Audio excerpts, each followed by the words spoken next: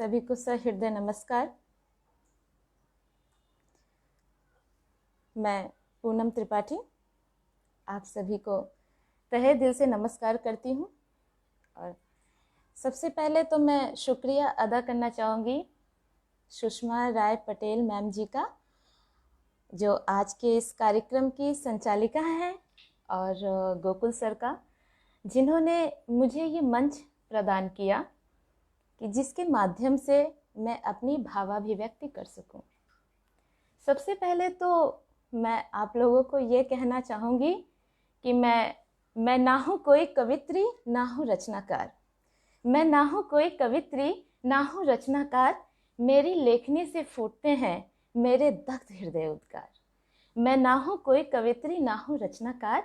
मेरी लेखनी से फूटते हैं मेरे दग्ध हृदय उद्गार। दोस्तों, आज के इस कार्यक्रम की शुरुआत करने के पहले सबसे पहले मैं माता सरस्वती की वंदना करना चाहूँगी। जो हूँ आज मैं माता सरस्वती की बदौलत ही हूँ। आज मैं जो भी लिखती हूँ, अपनी सभी रचनाओं के एक एक शब्द को मैं माता सरस्वती को समर्पित करती हूँ और अपनी स्वरचित सरस्वती के सामने प्रस्तुत करती हूँ। माता सरस्वती को समर्पित या स्वरचित सरस्वती वंदना। माँ सरस्वती हे ज्ञान पदा, हे हंस वाहिनी ज्ञान प्रभा। माँ सरस्वती हे ज्ञान पदा, हे हंस वाहिनी ज्ञान प्रभा। हे समुज्ज्वला हे कांतिकाय, हे महामाया हे वरप्रदा। माँ सरस्वती हे ज्ञान पदा, हे हंस वाहिनी ज्ञान प्रभा। हे समुज्ज्वला हे कांतिकाय, हे महामाया हे वरप्रदा। झंकृत कर वीणा तारों को, हर लो हृदय की कलुषता। बिखरा दो सातों स्वर निनाद, फैले धरणी पर मनुजता। हे विद्युत माला चा वैश्रवी, हे पद्म वक्रता महाविद्या। हे बुद्धि ज्ञान की नियंत्रिका, हे महाभद्रा हे सुमेधिका। हे बागेश्वरी पथ प्रदर्शनी, हे ज्ञान जना हे वैष्णवी। जन हृदय कलुषिता विनाशिनी, ज्ञान निर्झरा प्रवाहिनी।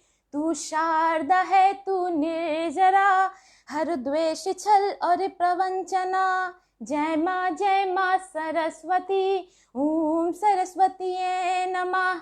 ओम सरस्वतीये नमः, ओम सरस्वतीये नमः।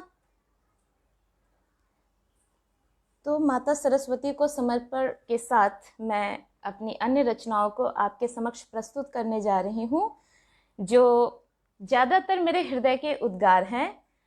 ऐसा मैं नहीं कहूँगी कि मैं समाज की विषमता को देखकर मैं लिखना नहीं चाहती हूँ, मैं लिखती भी हूँ, ऐसी बात नहीं है। लेकिन ज़्यादातर जो बातें मेरे हृदय को स्पर्श करती हैं, जो जाके कहीं ना कहीं मेरे मस्तिष्क को झंकृत करती हैं, मैं उसे लिखना ज़्यादा पसंद करती हूँ। तो मित्रों, मैं आज सबसे पहले आपके समक्ष आज जो कविता सुनाने जा रही हूँ, वो उस कविता का शीर्षक है डर। आज के इस समाज में हर महिलाओं को, हर लड़कियों को एक डर हमेशा सताता रहता है। और वह डर क्या है, मुझे लगता है कि आप सभी को पता है। और सबसे बड़ा डर मित्रों ये होता है कि जब घर में रिश्तों के बीच कोई छुपा रहता है। आज उसी डर को, उन हजारों लड़कियों की जुबान को मैंने अपनी कविता के माध्यम से व्यक्त किया है। उम्मीद करती हूँ आप सभी को पसंद आएगी। नफरत हो गई है उसके चेहरे से मुझे। नफरत हो गई है उसके चेहरे से मुझे, पर हर वक्त दबी रहती हूँ उस रिश्ते के बोझ तले। नफरत हो गई है उसके चेहरे से मुझे, पर हर वक्त दबी रहती हूँ उस रिश्ते के बोझ तले, जिसे विधाता ने गढ़ दिया है अनजाने ही सही पर मेरे लिए। डर लगता है उसकी शैतान निगाहों से, जो कपड़े के ऊपर से टटोलती हैं इस जिस्म को।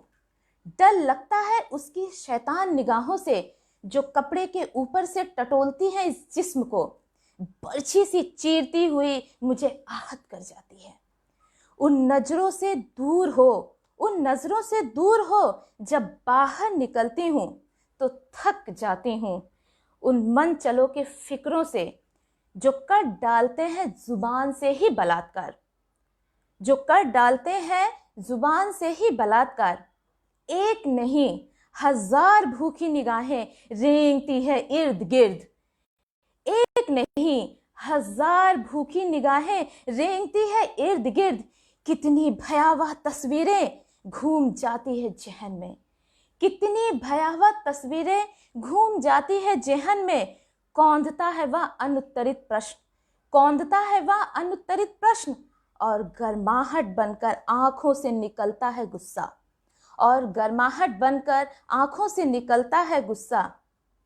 बच सकती है कोई बाहर के भेड़ियों से मगर, बच सकती है कोई बाहर के भेड़ियों से मगर। उससे कैसे बचे जो घर में रिश्तों की चादर तले छुपा बैठा है।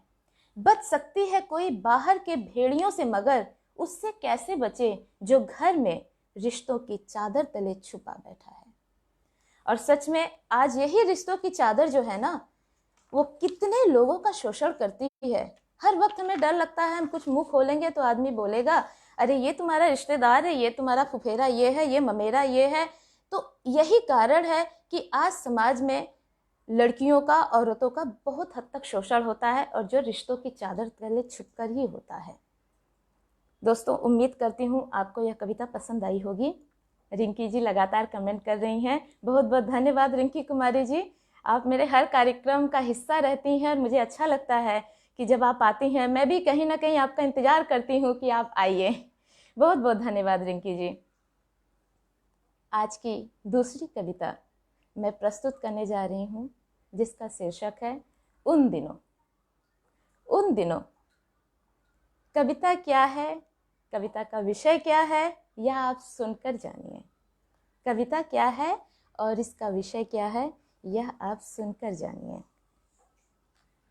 उन दिनों, यह कहीं ना कहीं मैंने अपनी ही बातों को शब्दों की अभिव्यक्ति दी है, शब्दों का जामा पहनाया है जो हर किशोर लड़कियों को सिखाया जाता है, हमारे भारतीय समाज का एक अंग बना हुआ है।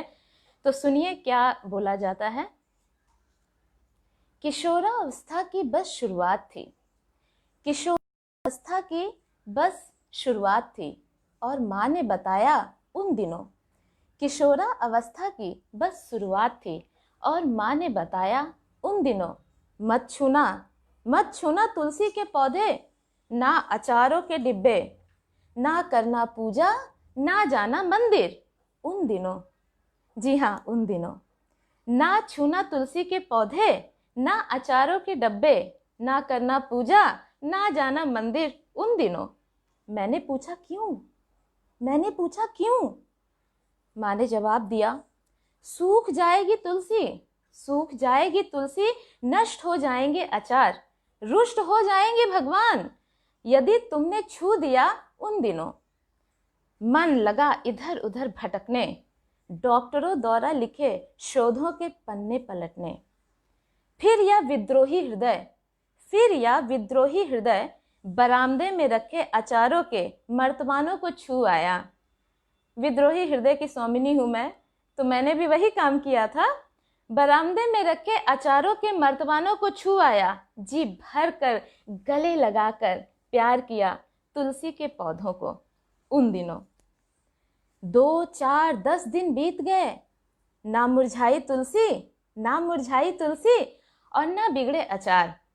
मैंने हंसकर माँ से फिर किया सवाल, क्या हुआ, क्या हुआ, कुछ भी तो नहीं, मैंने तो सब छू दिया था उन दिनों। माँ हतप्रभ होकर मेरा मुख निहारने लगी, माँ हतप्रभ होकर मेरा मुख निहारने लगी, नानी के बताए हुए ज्ञान को आंकने लगी। जो है शिशु की संरचना का प्रथम चरण, जो है शिशु की संरचना का प्रथम चरण, कैसे करते हैं लोग इस पर दोषारोपण, जो है शिशु की संरचना का प्रथम चरण। कैसे करते हैं लोग इस पर दोषारोपण। क्यों अस्पृश्य समझा जाता है लड़कियों को उन दिनों, क्यों अस्पृश्य समझा जाता है लड़कियों को उन दिनों। कहने को है सिर्फ 5 दिन, कहने को है सिर्फ 5 दिन, पर आपको पता है किस दर्द से गुजरती हैं लड़कियां उन दिनों। कहने को है सिर्फ 5 दिन, पर आपको पता है किस दर्द से गुजरती हैं लड़कियां उन दिनों, उन दिनों। बहुत बहुत धन्यवाद दोस्तों। उम्मीद करती हूँ कि समाज की और हमारे इस परिवार में व्याप्त कुछ चीज़ों को मैंने अपनी इस लेखनी के माध्यम से उकेरा है, और उम्मीद करती हूँ कि आपको पसंद भी आया होगा।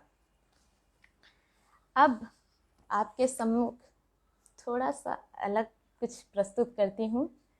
मैं ये तो नहीं कहूँगी कि ये गज़ल है, कुछ है गीत सा, सुन लीजिएगा, पसंद आए तो बोलिएगा। ज़ख्मी दिल, ज़ख्मी दिल। मेरे इस कृति को आकाशवाणी के गायक यतीन्द्र गोविल जी ने अपनी आवाज़ भी दी है। हालांकि मैं उनकी लय, उनकी सुर को तो पकड़ नहीं सकती हूँ, तो मैं इसे अपनी ही लय में आपको सुनाना पसंद करूँगी। तो प्रस्तुत है ज़ख्मी दिल। हंस हंस कर सबकी नजरों से जख्म छुपाना सीख लिया, हंस हंस कर सबकी नजरों से दर्द छुपाना सीख लिया, टूटे हुए जख्मी दिल को अब बहलाना सीख लिया, हंस हंस कर सबकी नजरों से दर्द छुपाना सीख लिया, हुए जख्मी दिल को अब बहलाना सीख लिया, हंस हंस कर सबकी नजरों से दर्द छुपाना सीख लिया, छन से तोड़ा था समझकर दिल को खिलौना कांच का, छन से तोड़ा था समझकर दिल को खिलौना कांच का, उफ उन जख्मों की लड़ी को अब तो पिरोना सीख लिया, टूटे हुए जख्मी दिल को अब बहलाना सीख लिया, हंस हंस कर सबकी नजरों से दर्द छुपाना सीख लिया, मुद्दतें बीती मगर तुमसे मोहब्बत ना कमी, मुद्दतें बीती मगर तुमसे मोहब्बत ना कमी, ये और है कि अब तुझे नफरत दिखाना सीख लिया, ये और है कि अब तुझे नफरत दिखाना सीख लिया, टूटे हुए जख्मी दिल को अब बहलाना सीख लिया।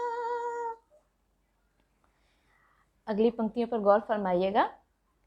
छीन ना पाए कोई फूलों से उनकी खुशबुएं, छीन ना पाए कोई फूलों से उनकी खुशबुएं, इसीलिए अब गुलिस्तान में नकली फूल लगाना सीख लिया, टूटे हुए जख्मी दिल को अब बहलाना सीख लिया।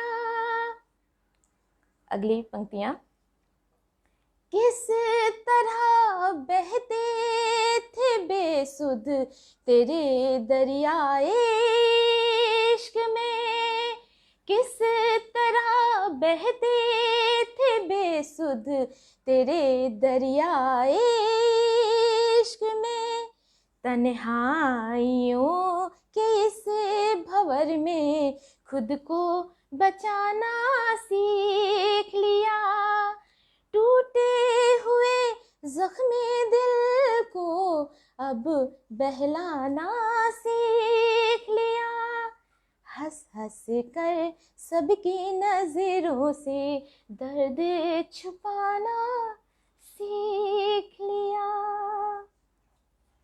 कैसी लगी दोस्तों आपको ये मेरी कृति? जरूर बताइएगा। आप कमेंट कर रहे हैं, अच्छा लग रहा है देख के कि अच्छी लग रही है आपको, कुछ लोगों के हृदय को शायद छू जाए। जैसा भी है आप हमें अपनी प्रतिक्रिया जरूर देते रहिए, हमें अच्छा लगेगा कि हमारी रचना आप तक पहुंच रही है। दोस्तों कभी कभी हमारी इस जिंदगी में कुछ ना कुछ झंझावत आते हैं, कुछ ना कुछ झंझावत आते हैं और हम डगमगा जाते हैं। उन स्थितियों में हमें ऐसा प्रतीत होता है, ना मैं नहीं कर पाऊंगा या मैं नहीं कर पाऊंगी। एक नकारात्मक ऊर्जा का संचार हो जाता है हमारे हृदय में। फिर क्या होता है दोस्तों कि हम कहीं ना कहीं सोचते हैं अब मैं क्या करूं, कैसे आगे बढ़ूं, कैसे ज़िंदगी में आगे बढ़ूं।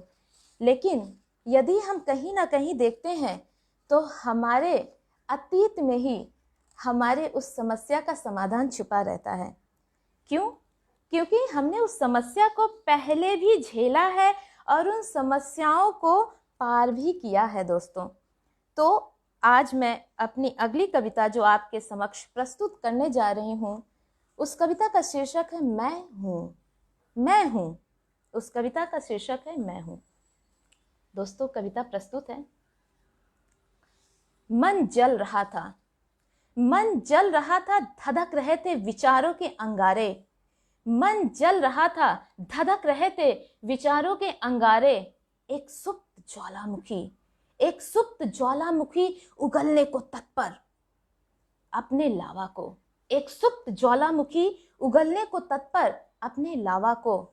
पर कहीं दूर से फुसफुसाती हुई आवाज जो अस्तित्व का एहसास दिला रही थी, पर दूर कहीं फुसफुसाती हुई आवाज जो अस्तित्व का एहसास दिला रही थी, गूंज रही थी कानों में, गूंज रही थी कानों में। नकारात्मकता में भी सकारात्मकता का एहसास, नकारात्मकता में भी सकारात्मकता का एहसास। मैं हूं और ये मैं ही हूं जो झेल हर झंझावतों को।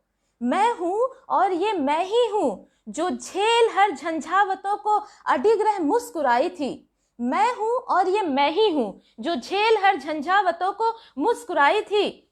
खो निज मना स्थिति परिस्थितियों के मध्य डगमगाई थी, खो निज मना स्थित परिस्थितियों के मध्य डगमगाई थी। पर पुनः निज में नौ ऊर्जा का संचार कर, पर पुनः निज में नौ ऊर्जा का संचार कर हर मुश्किलों को जीत आई थी।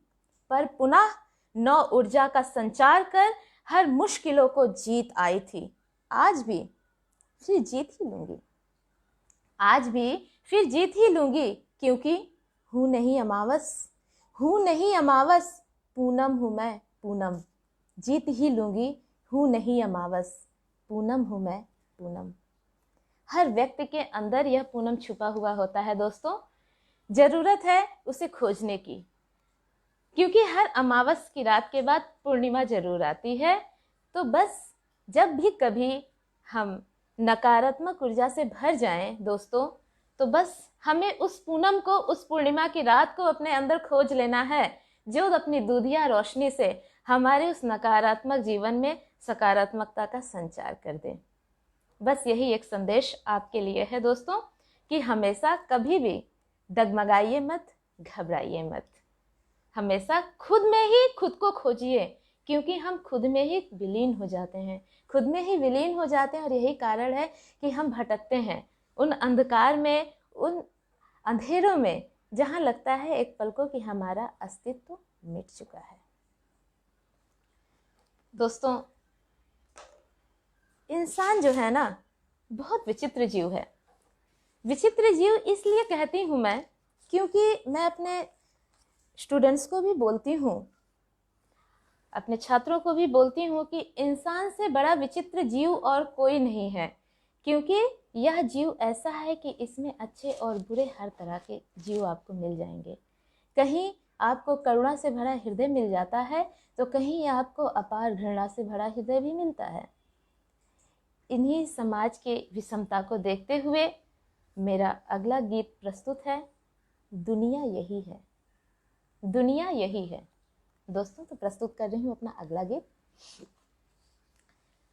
आँखों से बहे अश्क और होठों पे हंसी है, आँखों से बहे अश्क और होठों पे हंसी है। मालिक मुझे बता दे, क्या दुनिया ये यही है, क्या दुनिया ये यही है। आँखों से बहे अश्क और होठों पे हंसी है, मालिक मुझे बता दे, क्या दुनिया ये यही है, क्या दुनिया ये यही है। गम है किसी किसी के चेहरे पर खुशी है, गम है किसी किसी के चेहरे पे खुशी है। मालिक मुझे बता दे, क्या दुनिया ये यही है, क्या दुनिया ये यही है। विश्वास की डोरी टूटी, अपनों ने ही लूटा, अपनों ने ही लूटा। रुसवा हुई जहां में आई न तकदीर का फूटा, तकदीर का फूटा। अपना कहे जिसे ऐसा कोई नहीं है, मालिक मुझे बता दे, क्या दुनिया ये यही है, क्या दुनिया ये यही है, क्या दुनिया ये यही है। खिलने से पहले रौंदा माली ने कली को, लूटे कहार ज्यों ही दुल्हन की डोली को, दुल्हन की डोली को। सहते गए सितम पर फरियाद नहीं है, मालिक मुझे बता दे, क्या दुनिया ये यही है, क्या दुनिया ये यही है। दौलत के तराजू पर रिश्तों को है तौला, रिश्तों को है तौला। घर पास नहीं दौलत तो साथ भी छोड़ा, तो साथ भी छोड़ा। इंसान को इंसान से ही प्यार नहीं है, मालिक मुझे बता दे, क्या दुनिया ये यही है, क्या दुनिया ये यही है, क्या दुनिया ये यही है। रातें वीरान दिल भी मेरा परेशान है, हर आदमी के भीतर बैठा हैवान है, बैठा हैवान है। लूटे किसे कुचले किसे विश्वास नहीं है, मालिक मुझे बता दे, क्या दुनिया ये यही है, क्या दुनिया ये यही है। आँखों से बहे अश्क और होठों पे हंसी है, मालिक मुझे बता दे, क्या दुनिया ये यही है, क्या दुनिया ये यही है, क्या दुनिया ये यही है। मे भी दुनिया दूसरी भी हो सकती है, लेकिन मैंने इस दुनिया को अपनी नज़रों से देखा है, और अपनी नज़रों से मैंने जो देखा है वही अपने इस लेखनी में बयां किया है। दोस्तों, कभी कभी ऐसा या ऐसी स्थिति आती है ना कि लगता है क्या लिखूं और क्यों लिखूं, क्या लिखूं और क्यों लिखूं। आज जैसे 2-3 महीनों से 13 जून से जो मीडिया में छाया हुआ है सुशांत सिंह राजपूत का केस, कभी कभी मैंने सोचा उसे देखकर कुछ लिखूं, फिर मैंने कहा क्यों लिखूं, कुछ तो होता जाता है नहीं, सिर्फ लोग अपनी अभिव्यक्ति कर देते हैं। पता नहीं आगे क्या होगा क्या नहीं होगा, लेकिन मैं भगवान से एक ही प्रार्थना करूंगी कि सुशांत जी की आत्मा को न्याय जरूर मिले। और ऐसे ही केसेस जो हैं हमें यह पूछने पर, हमें यह सोचने पर मजबूर कर देते हैं कि क्या लिखूं, क्या लिखूं। तो दोस्तों, मेरी अगली कविता का शीर्षक भी यही है, क्या लिखूं, क्या लिखूं। कविता प्रस्तुत है दोस्तों। बता लेखनी क्या लिखूं, बता लेखनी क्या लिखूं, अपना हर्ष विषाद लिखूं, अपना हर्ष विषाद लिखूं या दुखियों का उच्छ्वास लिखूं। बता लेखनी क्या लिखूं, अपना हर्ष विषाद लिखूं या दुखियों का उच्छ्वास लिखूं, राजनीति की उथल पुथल या धर्म का पर्दाफाश लिखूं। बता लेखनी क्या लिखूं, अपना हर्ष विषाद लिखूं या दुखियों का उच्छ्वास लिखूं, राजनीति की उथल पुथल या धर्म का पर्दाफाश लिखूं। बता लेखनी क्या लिखूं। नन्ही नन्ही बालाओं के, नन्ही नन्ही बालाओं के भयातुर नन्हे नेत्रों में, नन्ही नन्ही बालाओं के भयातुर नन्हे नेत्रों में कैद हुई जो विभत्स तस्वीरें, कैसे उनका क्रूर अट्टहास लिखूं, कैसे उनका क्रूर अट्टहास लिखूं। बता लेखनी क्या लिखूं, बता लेखनी क्या लिखूं।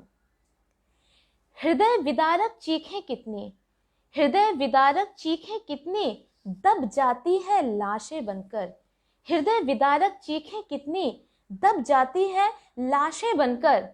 जैसा कि आज सुशांत सिंह राजपूत के साथ हो रहा है, पता नहीं क्या होगा, लेकिन वो चीख दब चुकी है। पता नहीं आगे क्या होगा, क्या हमारी सीबीआई न्याय दिला पाती है कि नहीं। उम्मीद करती हूँ कि न्याय मिले। इसीलिए मैंने लिखा है, हृदय विदारक चीखें कितनी दब जाती हैं लाशें बनकर, कितनी कोमलांगी मिलती पड़ी कहीं निर्भया बनकर।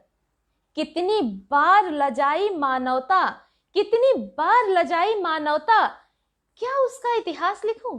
कितनी बार लजाई मानवता, क्या उसका इतिहास लिखूं। बता लेखनी क्या लिखूं, बता लेखनी क्या लिखूं, बता लेखनी क्या लिखूं। भारत का स्वर्णिम इतिहास लिखूं या विकृत मानव की प्यास लिखूं, भारत का स्वर्णिम इतिहास लिखूं या विकृत मानव की प्यास लिखूं। भीख मांगती जर्जर काया या विलासिता का हास लिखूं, भीख मांगती जर्जर काया या विलासिता का हास लिखूं। बता लेखनी क्या लिखूं, आखिरकार मैं क्या लिखूं। हैरान हूं मैं क्या लिखूं, परेशान हूं मैं क्या लिखूं। बता लेखनी क्या लिखूं, बता लेखनी क्या लिखूं। दोस्तों, इस कविता के साथ मैं यही उम्मीद करती हूं कि सुशांत सिंह जी को न्याय मिले। हमारे दिल से, मेरी ही नहीं पूरे भारतवर्ष, पूरा भारत जो है या जानना चाहता है आखिर हुआ क्या था उस दिन। और जो भी हुआ है उसको भाई न्याय के कटघरे में तौल कर न्याय दे दो, बस। और कुछ नहीं चाहिए, हमें न्याय चाहिए, हमें न्याय चाहिए, बस, और कुछ नहीं चाहिए। दोस्तों, अब मैं कविता आज के समारोह के समापन की तरफ अग्रसर हो रही हूँ। तो मैं आज की एक कविता जो है वो समर्पित करना चाहूँगी अपनी प्यारी बिटिया को, जो कल से ही लगी हुई है लगातार मेरे पीछे। मम्मी मैं भी तुम्हारे साथ लाइव आऊँगी, मम्मी मैं भी तुम्हारे साथ लाइव आऊँगी। बड़ा समझा बुझा के अभी उसे भेजा गया कि नहीं बेटा अभी नहीं, तुम थोड़ी और बड़ी हो जाओ फिर लाइव आना। तो आज अपनी उस नन्ही सी प्यारी सी बिटिया को समर्पित करती हूँ, अपनी प्यारी बिटिया नव्या को समर्पित करती हूँ ये कविता, लौटेगा ना बचपन। और सच बोलूं, ये कविता उसकी अभिव्यक्ति है। वो मुझसे हमेशा इतने सवाल करती है, उन सारे सवालों को मैंने इस कविता के माध्यम से दिखाने की कोशिश की है। और सच में कहीं ना कहीं वो सवाल इतने सत्य है ना कि हृदय को झकझोर जाते हैं। दोस्तों, मैं एक वर्किंग लेडी हूँ, स्कूल में पढ़ाती हूँ। स्कूल देखना, घर के कामों को देखना, अपने बच्चे को संभालना, उसमें बच्चा कहीं ना कहीं इग्नोर हो जाता है। और बच्चा भी कहीं ना कहीं चाहता है कि आओ माँ मेरे पास बैठो। और कभी कभी तो मासूमियत से भरकर बोलती है मैं बड़ी हो जाऊंगी, फिर कैसे तुम मुझे गोद में बैठाओगी।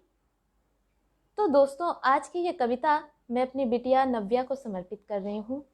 कविता का शीर्षक है लौटेगा ना बचपन। लौटेगा ना बचपन। उसी के शब्दों में है, क्यों उलझी रहती कामों में, क्यों उलझी रहती कामों में, मेरे पास भी बैठ माँ। क्यों उलझी रहती कामों में, मेरे पास भी बैठ माँ। बड़ी जल्दी से बीत रहा है, लौटेगा ना बचपन माँ। क्यों उलझी रहती कामों में, मेरे पास भी बैठ माँ। बड़ी जल्दी से बीत रहा है, लौटेगा ना बचपन माँ।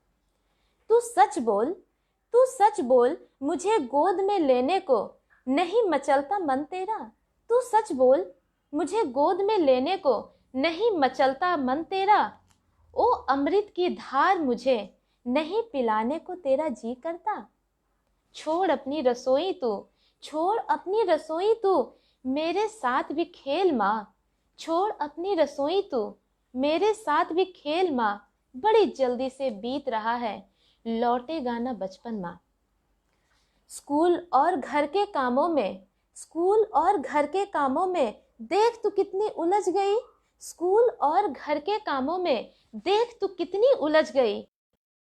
प्यारी बिटिया कहती है, पर पास मेरे तू नहीं रही। स्कूल और घर के कामों में देख तू कितनी उलझ गई। प्यारी बिटिया कहती है, पर पास मेरे तू नहीं रही। कभी कभी सीने से चिपका कर जब मुझको सोन पतारी कहती है, कभी कभी सीने से चिपका कर जब मुझको सोन पतारी कहती है, पता नहीं क्यों कुकर की सीटी उसी समय बजती है। आंखों में भरकर आंसू, आंखों में भरकर आंसू, तब तेरे सीने से हटती हूँ। फिर कब आएगी तू, राह ताका करती हूँ। नहीं चाहिए मुझको रोटी, कभी कभी मेरी बेटी मुझे ऐसा बोलती है कि मम्मी मुझे खाना नहीं चाहिए, मुझे खाना मत दो, सिर्फ मेरे पास बैठी रहो। तो वही उसके शब्दों को मैंने यहाँ पे लिखा है, नहीं चाहिए मुझको रोटी, नहीं चाहिए मुझको रोटी, दे दे अपनी गोदी माँ। नहीं चाहिए मुझको रोटी, दे दे अपनी गोदी माँ। बड़ी जल्दी से बीत रहा है, लौटेगा ना बचपन माँ। लौटेगा ना बचपन माँ। बड़ी जल्दी से बीत रहा है, लौटेगा ना बचपन माँ। मित्रों, कैसी लगी आपको ये कविता? और क्या बोलूं, हृदय के उद्गार हैं जो मेरे ही नहीं मेरी बच्ची के हैं। तो आप ज़रूर बताइएगा कैसी लगी। और मित्रों, आज की सबसे अंतिम कविता मैं प्रस्तुत करूंगी, जो मेरी प्रिय कविताओं में से एक है। मैंने अब तक जितनी भी कविताएं लिखी हैं, यह कविता मुझे सबसे ज़्यादा प्रिय है और इसीलिए मैं चाहूँगी कि यह कविता आप भी सुने।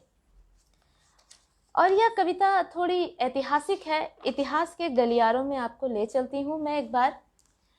इतिहास के गलियारों में उन भूले बिसरे योद्धाओं की, उन भूले बिसरे योद्धा की कविता है, जो कभी कभी हठात मस्तिष्क में आ जाते हैं या कभी कोई एक फिल्म बन जाती है उनके ऊपर, तब हम जानते हैं वो ऐसा कोई था जो इतनी वीरतापूर्वक कुछ किया था। तो दोस्तों, जो समर्पित है तानाजी मालुसरे को। और ये कविता मुझे बहुत ही प्रिय है, बहुत ही प्रिय है ये कविता, इसलिए मैं आपके समक्ष ये प्रस्तुत करती हूँ। गीत शैली में लिखी गई कविता है और यह आज के इस कार्यक्रम की, आज के इस समारोह की अंतिम कविता है दोस्तों। तो प्रस्तुत है। 23 दुर्गों के संधि में, इसकी भूमिका पृष्ठभूमि बता दूं कि जब मुगलों के साथ लड़ाई हुई थी, शिवाजी महाराज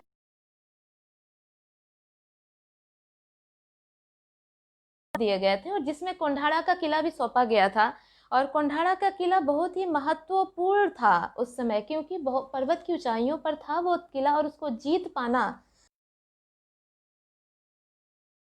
था। एक बार यदि वो हाथ से चला गया तो वापस आना बहुत ही मुश्किल था। और शिवाजी महाराज ने वह किला मुगलों को दे दिया था सिर्फ अपनी प्रजा को बचाने के लिए। तो दोस्तों, यह कविता प्रस्तुत है।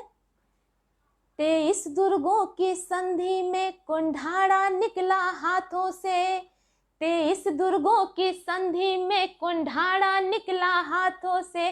सम्रांगण में तो नहीं मगर हारे अपने जज्बातों से। 23 दुर्गों की संधि में कुंठाड़ा निकला हाथों से। सम्रांगण में तो नहीं मगर हारे अपने जज्बातों से। एक दुर्ग बचाने की खातिर प्रजा की कैसे आहुति दूं। इससे अच्छा है मुगलों के हाथों में कुंठाड़ा रख दूं। थे दग्ध हृदय अपमान भरे माता जी जासंग राज चले। थे दग्ध हृदय अपमान भरे माता जी जासंग राज चले। थे तृषित नयन कुंठाड़ा बिन माता लेती सांसें गिन गिन। माता का हृदय तब भर आया मुगलों का परचम लहराया। ऐसा माना जाता है कि माता जीजाबाई जो हैं, जब वो राजगढ़ के किले में बैठकर देखती हैं और देख रही हैं कि कुंठाड़ा के किले पर मुगलों का परचम लहरा रहा है, तो वो बहुत ही उनको दुख होता है। और उसी समय शिवाजी महाराज को बुलाती हैं और कहती हैं, राजी मुझे वो किला चाहिए, मुझे वापस चाहिए वो किला, और जब तक मुझे नहीं मिलेगा तब तक मैं अन्न जल ग्रहण नहीं करूंगी। अब देखिए राजे किस धर्म संकट में पड़ जाते हैं। माता का हृदय तब भर आया मुगलों का परचम लहराया। था सहज संधि में दे देना वापस पाना था कठिन मगर पर्वत मालाओं के ऊपर था कुंठाड़ा का दुर्ग अटल। जो वीर गए जीतने उसको वापस जीवन में ना लौटे। राजे की आंखें भर आई माँ को कैसे वह दुर्ग वो दे। अब इतने में तानाजी मालूसरे वहां पर पहुंचते हैं। निज पुत्र ब्याह का न्योता लेकर, निज पुत्र ब्याह का न्योता लेकर तानाजी राजगढ़ जा पहुँचे। राजे की सूनी आंखों को देख रह गए भौचक के। हाल विदित कर माता का फौलाद लहू था गया उबल। हाल विदित कर माता का फौलाद लहू था गया उबल। पहले कुंठाड़ा संग लगन करूंगा फिर ब्याहूंगा निज पुत्र सरल। फिर निकल पड़े ताना दल बल, फिर निकल पड़े ताना दल बल अपना वचन निभाने को। खूंखार उदय के हाथों से कुंठाड़ा जीत के लाने को। अब उदय सिंह कितना खूंखार था इसका वर्णन अगली 4 पंक्तियों में मैं बता रही हूँ। वह उदय भान खूंखार सिपाही औरंगजेब को प्यारा था। वह मनुज वेश में दानव था कितने वीरों को मारा था।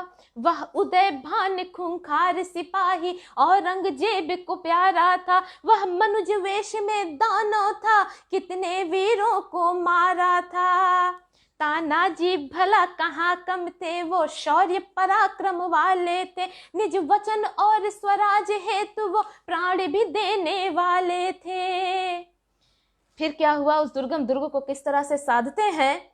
ले सहायता घोपड़ की, ले सहायता घोपड़ की दुर्गम दुर्ग को साध लिया। घेरा चहुओर से मुगलों को फिर अस्त्र शस्त्र से ढांप दिया। फिर हुआ सामना उदय भान से मच गया युद्ध प्रचंड प्रखर। तीरे और तलवार ढाल सब टूट गिर पड़े इधर उधर। हुआ सामना उदय भान से मच गया युद्ध प्रचंड प्रखर। तीरे और तलवार ढाल सब टूट गिर पड़े इधर उधर। उस भयानक युद्ध को देख के धरती गगन थर्राते थे। किसकी होगी जीत यही सब सोच सोच रह जाते थे। भयानक युद्ध हुआ, प्रचंड युद्ध हुआ। उसके बाद फिर क्या होता है देखिए। हस्त काट कर तानाजी का, तानाजी का उदय भान था इतराया। बहने लगी लहू की गंगा तानाजी का बदन नहाया। निज पाग खोल कर ताना ने रक्त की गंगा को रोका, वाम हस्त में ढाल पकड़ टूटे बन अंधर का झोंका, बन घायल सिंह व छूट पड़ा था, उदय भान चकराया था, तानाजी के रूप में काल स्वयं उसे लीलने आया था। जब तक सांसें सांसों में थी, जब तक सांसें सांसों में थी, तब तक तांडव का नाच किया, तलवार भोंक कर सीने में कुंठाड़ा कंटक साफ किया। मिली वीर गति ताना को, राजे माजी जा रोए थे, फौलादी सा वीर मराठा देश की खातिर खोए थे। गढ़याला पर सिंह गेला, गढ़याला पर सिंह गेला, वीर तानाजी था अलबेला, गढ़याला पर सिंह गेला, वीर तानाजी था अलबेला, गढ़याला पर सिंह गेला, गढ़याला पर सिंह गेला। दोस्तों, आज इस काव्य गोष्ठी को, इस काव्य समारोह को यहीं समाप्त करने की इजाज़त चाहूँगी, और मौका मिला तो फिर आऊँगी और आपके साथ कुछ अन्य रचनाओं को भी साझा करूँगी। चलते चलते एक बार फिर से मैं सुषमा मैम जी को बहुत बहुत धन्यवाद ज्ञापित करती हूँ, हृदय से धन्यवाद देती हूँ। मुझे हमेशा मैम प्रोत्साहित करती रहती हैं। कहीं यदि मैं चूक जाती हूँ ना, तो मुझे हमेशा वो मम्मी की तरह बोलती हैं, नहीं पूनम तुम कर सकोगी, करो, करना है तुमको, मैं आज का समय दे रही हूँ तुम्हें, करो करो। तो ये मैम की ये चीज़ मुझे बहुत पसंद आती है, और thank you so much ma'am, बहुत बहुत धन्यवाद। आप निरंतर मेरा मार्गदर्शन इसी तरह से करते रहिए। और मैं आपको मैम बोल रही हूँ, आप तो मेरी दीदी की तरह है, बड़ी दीदी की तरह है, और आपको मैं दीदी बोलती भी हूँ। बहुत बहुत धन्यवाद। आप मुझे हमेशा इसी तरह प्रोत्साहित करते रहिए। और गोकुल सर को भी मैं बहुत बहुत धन्यवाद ज्ञापित करती हूँ, जो मुझे इतना बड़ा मंच दिए, कि जिसकी वजह से आज मैं अपनी कविताओं को आप तक पहुँचा सकी हूँ, और उम्मीद करती हूँ कि आपको पसंद आई होंगी। बहुत बहुत धन्यवाद फिर से एक बार सुषमा मैम और गोकुल सर। इसी के साथ आज के इस समारोह की समाप्ति करती हूँ।